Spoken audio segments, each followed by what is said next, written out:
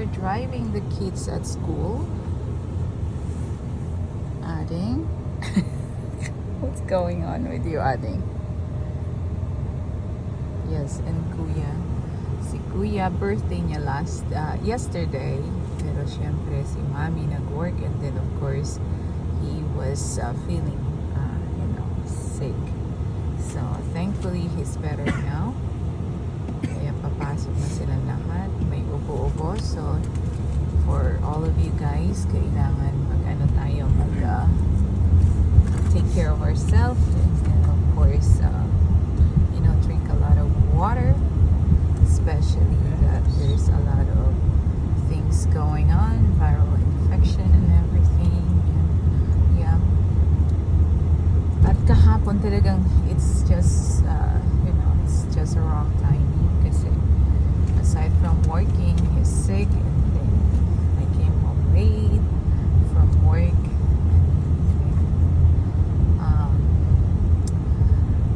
Ang hirap isipin na kung may sakit ang isang tao, talagang hindi mo mapipigilan. And ang hirap mong isipin na minsan nakikita mo yung anak mo na healthy but deep within, sa mga pinagdadaanan nila, especially sa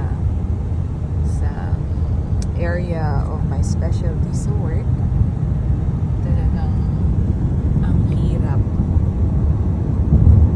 Hindi mo maisip na kung ano yung nararamdaman ng mga magulang kung ang sasabihin sa kanila ay eto na, hanggang dito na lang yung treatment, hanggang dito na lang yung kaya namin sa medicine.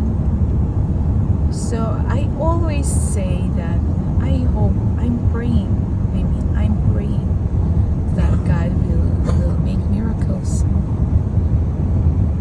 Yung bang may milagro sa heaven na i-heal niya lahat yung mga batang may sakit,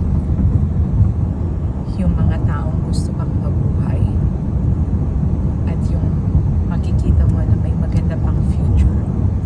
Yeah. Very emotional kaming lahat sa trabaho yesterday kasi mahirap, but anyway, God is so good. God is so great. So let's all be blessed, and let's all be thankful for all the blessings that He's been giving us. And yes, have a wonderful day. Give your kids, give your spouse, give your family